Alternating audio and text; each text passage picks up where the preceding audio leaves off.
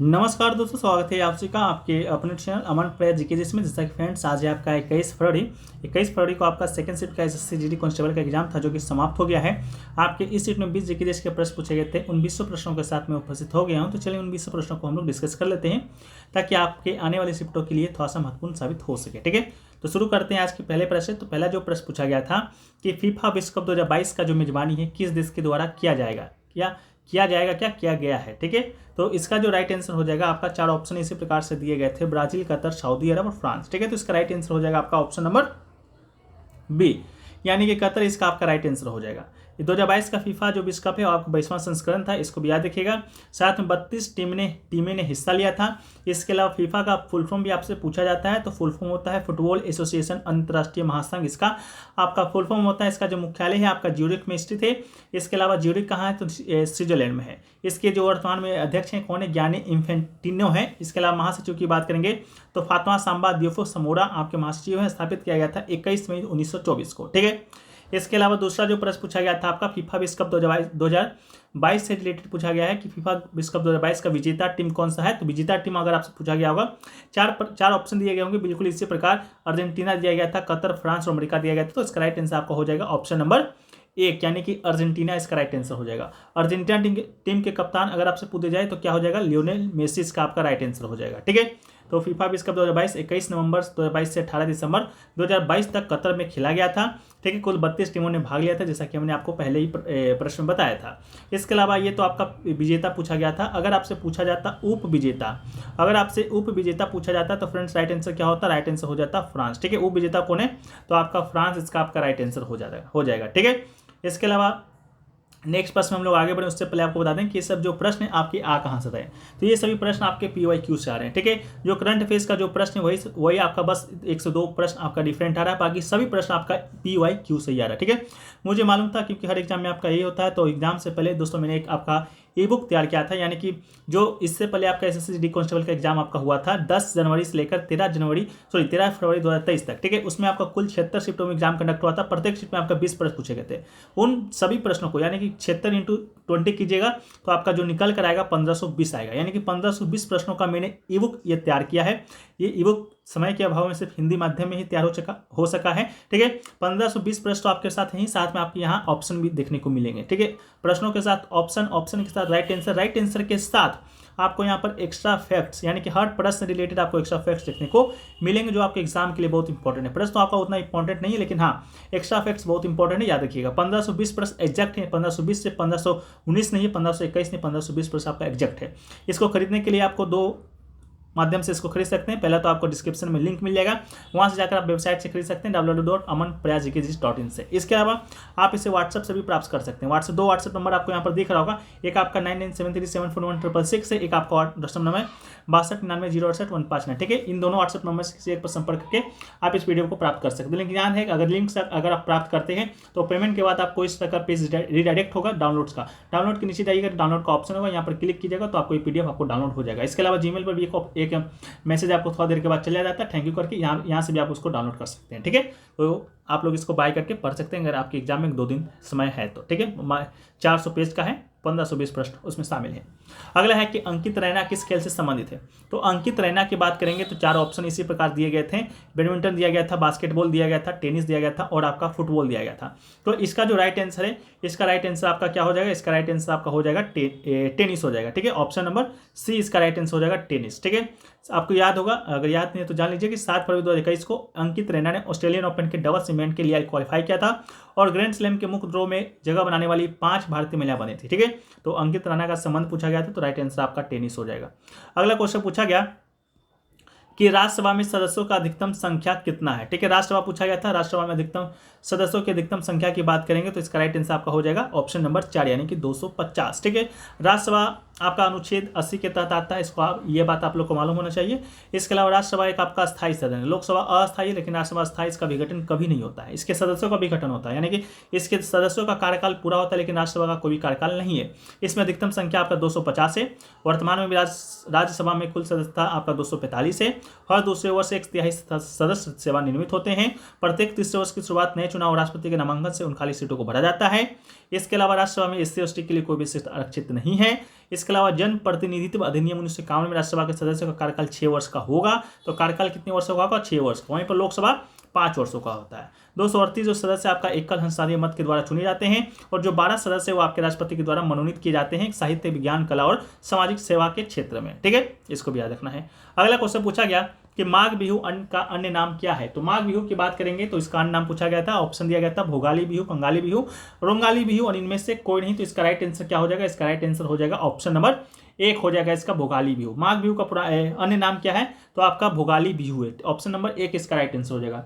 भोगाली बिहू के बारे में हम लोग बात करेंगे तो भोगाली बिहू से माघ बिहू के बारे में अगर हम लोग बात करते हैं तो माघ बिहू जिसे भोगाली बिहू या मघोर बिहू के नाम से भी जाना जाता है, असम में मनाया जाने वाला एक क्या है? तो फसल कटाई त्यौहार है। ठीक है, इसके अलावा इस त्यौहार की जड़ें असम की कृषि परंपराओं में है। यह माघ महीने में आता है जो जनवरी में पड़ता है। कटाई के मौसम के अंत का प्रतीक है।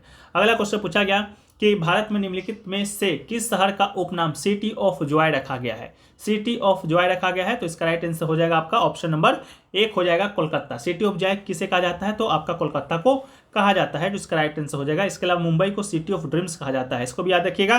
ठीक है, इसके अलावा और क्या याद रखिएगा? तो नासिक को वाइन कैपिटल ऑफ इंडिया कहा जाता है, जैसलमेर को गोल्डन सिटी कहा जाता है, silicon valley of India Bengaluru का उपनाम है। ये प्रश्न आपका पूछा जाएगा 100%, लिख कर ले लीजिए। अगला क्वेश्चन है कि महाराजा रणजीत सिंह स्वर्ण कप किससे संबंधित है? तो महाराजा रणजीत सिंह स्वर्ण कप के बारे में बात करेंगे तो कल ही हमने आपको बताया था जब हॉकी से संबंधित सारे ट्रॉफियों के बारे में आपको बता रहा था। ठीक है, तो देखिए महाराजा रणजीत सिंह कप संबंधित है आपका हॉकी से, तो इसका राइट आंसर हॉकी हो जाएगा। कल भी हॉकी से संबंधित 2 प्रश्न पूछे गए थे, एक तो आपका रंगा स्वामी कप पूछा गया था, एक आपका पूछा गया था आगा खा कप। ठीक है, ये दोनों कल पूछा गया था, आज आपका महाराजा रणजीत सिंह के बारे में पूछा गया है। इसके अलावा महाराजा रणजीत सिंह स्वर्ण कप हॉकी संबंधित है। इस पुरस्कार की शुरुआत 1978 में हुआ था। महाराजा रणजीत सिंह पुरस्कार को जीतने वाले पहले व्यक्ति आपके प्रगट सिंह जी हैं। Lady Ratan Tata trophy, MCC trophy, Nehru trophy, Aga Khan cup, Beighton cup सभी हॉकी ट्रॉफी है। इसके अलावा महाराजा रणजीत सिंह की बात करेंगे तो पंजाब में सिख शासन की स्थापना इन्होंने किया था, इन्हीं के नाम पर ट्रॉफी का नाम रखा गया है। ठीक है, इसको याद रखिएगा। क्रिकेट से संबंधित ट्रॉफी के बारे में भी देख लीजिए, CK नायडू ट्रॉफी हो गया, देवधर ट्रॉफी हो गया, इसके अलावा लिप ट्रॉफी हो गया, रानी झांसी ट्रॉफी हो गया, रणजीत सिंह ट्रॉफी हो गया। इन सभी का संबंध आपका क्रिकेट से। ठीक है, रणजीत सिंह का संबंध क्रिकेट से, लेकिन महाराजा रणजीत सिंह का संबंध हॉकी से। ठीक है, फुटबॉल से संबंधित कुछ ट्रॉफियां हैं जैसे कि डुरंड कप हो गया, निक्सन गोल्ड कप हो गया, बंदोकर ट्रॉफी हो गया, रॉबर्ट्स कप हो गया, इन सभी का संबंध आपका फुटबॉल से है। अगला क्वेश्चन पूछा गया बेरियम हाइड्रोक्साइड का सूत्र क्या है? तो बेरियम हाइड्रोक्साइड का सूत्र की बात करेंगे तो इसका सूत्र हो जाएगा BaOH। ठीक है, BaOH आपका इसका राइट आंसर हो जाएगा, BaHO2 इसका राइट आंसर होता है। बेरियम हाइड्रोक्साइड एक प्रकार का रासायनिक यौगिक है, इसे बेराइटा या बेराइटा पानी भी कहा जाता है। अगला है संतोष ट्रॉफी किस खेल से संबंधित है? संतोष ट्रॉफी की बात करेंगे, 4 ऑप्शन दिया गया है आपका, table tennis, football, badminton, hockey. तो इसका राइट आंसर क्या हो जाएगा? ऑप्शन नंबर 2 यानी कि फुटबॉल इसका राइट आंसर हो जाएगा। संतोष ट्रॉफी आपका फुटबॉल से संबंधित है, इसको याद रखिएगा, 1996 में आपका शुरू हुआ था। अगला है कि भावाकल्पम शास्त्रीय नृत्य वाटिका किस भारतीय शास्त्रीय नृत्य शैली से संबंधित है? तो भावाकल्पम की बात करेंगे तो इनका संबंध आपका किससे हो जाएगा? कुचिपुड़ी से हो जाएगा। कुचिपुड़ी शास्त्रीय नृत्य जैसा कि आप लोग को मालूम होगा, कल हमने आपको बताया था कि कुचिपुड़ी शास्त्रीय नृत्य किस संबंधित है? आंध्र प्रदेश से संबंधित है, उन्हीं से संबंधित आपका भावाकल्पम है। अगला है कि आपातकाल के दौरान किन मौलिक अधिकारों को निलंबित नहीं किया जा सकता है? कल ही पूछा गया था, आज भी रिपीट हुआ है, तो क्वेश्चन आपका रिपीट होना शुरू हो गया है। ठीक है, तो आपातकाल के दौरान जो अनुच्छेद 20 और 21 है वो दोस्तों आपका निलंबित नहीं होता है। ठीक है, तो इसका राइट आंसर अनुच्छेद 20 और 21 हो जाएगा। अनुच्छेद 20 के विषय में आपका फर्स्ट में पूछा गया था, अपराधों के लिए सजा के संबंध में संरक्षण है। अनुच्छेद 21 की बात करेंगे तो जीवन और व्यक्तिगत स्वतंत्रता का संरक्षण करता है। ठीक है, उससे निलंबित नहीं किया जा सकता है अनुच्छेद जब आपका आपातकाल लगता है। ठीक है, इसके बारे में जो अनुच्छेद 359 में कहा गया है कि आपातकाल के समय ये दोनों अनुच्छेद नहीं होगा निलंबित। अगला है कि मेक इन इंडिया कार्यक्रम कब शुरू हुआ था? मेक इन इंडिया कार्यक्रम के बारे में कल हमने आपको बताया था। ठीक है, फर्स्ट वीडियो में जब आपसे पूछा गया था, किसी कार्यक्रम के बारे में पूछा गया था, प्रधानमंत्री जनधन योजना के बारे में, उसी में हमने आपको बताया था कि मेक इंडिया जो कार्यक्रम है वो आपका 25 सितंबर 2014 को शुरू हुआ था। नहीं विश्वास है, कल क्या आप लोग जाके एनालिसिस देख सकते हैं, अगर आपको लगता है कि ऐसा मैंने झूठ बोल रहा हूँ तो। मेक इन इंडिया कार्यक्रम का उद्देश्य भारत को आत्मनिर्भर देश बनाना है और भारतीय अर्थव्यवस्था को वैश्विक पहचान दिलाना है। मेक इन इंडिया कार्यक्रम 25 सितंबर 2014 को शुरू हुआ था। इसकी शुरुआत भारत के प्रधानमंत्री नरेंद्र मोदी के द्वारा शुरू किया गया था। इसे भारत में 12वीं पंचवर्षीय योजना के दौरान शुरू किया गया था। 12वीं पंचवर्षीय योजना भारत में अंतिम पंचवर्षीय योजना था, जिसका कार्यकाल था 2012 से 2017। ठीक है, इसको भी याद रखिएगा। अगला है, किस पंचवर्षीय योजना को गाडगिल योजना के रूप में जाना जाता है? किस पंचवर्षीय योजना को गाडगिल योजना के रूप में जाना जाता है? पीसी महालनोबिस योजना, हेरा-डोमन मॉडल के अलावा आपका तृतीय जो पंचवर्षीय योजना, इसे गाडगिल योजना के नाम से जाना जाता है। तो इसका राइट आंसर आपका गाडगिल हो जाएगा। प्रथम वाला को हेरा-डोमन मॉडल और सेकंड वाला पीसी महालनोबिस मॉडल, थर्ड वाला गाडगिल मॉडल। ठीक है, प्रथम वाला का आपका लक्ष्य रखा गया था 2.1, विकास हासिल हुआ था 3.6। अवधि की बात करेंगे 1951 से लेकर 1956 तक चला था। इसके अलावा हेरा-डोमन मॉडल पर आधारित था। योजना मुख्य रूप से कृषि मूल्य स्थिरता, पंजाब और परिवहन पर केंद्रित था। सेकेंड वाला आपको 56 से 61 चला था। पीसी महालनोबिस मॉडल पर आधारित था। तृतीय वाला आपका 61 से 66 चला था, गाडगिल योजना पर आधारित था। ठीक है, इसके अलावा 74 से 89 तक आपका 5वीं पंचवर्षीय योजना चलता है, डीपी धर के द्वारा तैयार किया जाता है। ठीक है, इसको भी याद रखिएगा। नेक्स्ट क्वेश्चन है, वो पूछा गया कि मौर्य साम्राज्य की राजधानी क्या थी? मौर्य साम्राज्य की राजधानी पूछा गया था, 4 ऑप्शन दिए गए थे, कुशीनगर, इंद्रप्रस्थ, पाटलिपुत्र, वैशाली। तो इसका राइट आंसर हो जाएगा ऑप्शन नंबर 3, पाटलिपुत्र।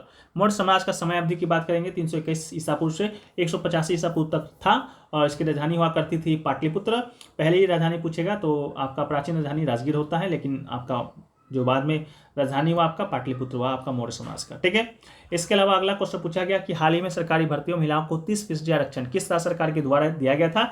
तो इसका राइट आंसर आपका उत्तराखंड राज्य सरकार हो जाएगा। उत्तराखंड राज्य सरकार के द्वारा महिलाओं को सरकारी भर्तियों में 30% आरक्षण है जो कि आपका दिया गया था। तो इसका राइट आंसर आपका हो जाएगा। ठीक है, इसके अलावा नेक्स्ट क्वेश्चन पूछा गया कि 2011 से 2019 के मध्य में भारत में गरीबी रेखा कितनी प्रतिशत थी? ठीक है, तो विश्व बैंक के वर्किंग पेपर के अनुसार 2019 की पूर्व कोविड अवधि में भारत में गंभीर गरीबी गिरकर 10.2% हो गई है, जो कि 2011 में आपका 22.5%। ठीक है, ऑप्शन में आपका 10.2% में भी दिया गया था। ठीक है, तो आशा करते हैं वीडियो पसंद आए। वीडियो को लाइक कर दीजिएगा, चैनल को सब्सक्राइब कीजिएगा। मिलते हैं हम लोग नेक्स्ट वीडियो में, जब तक ले जय हिंद, जय भारत, वंदे मातरम।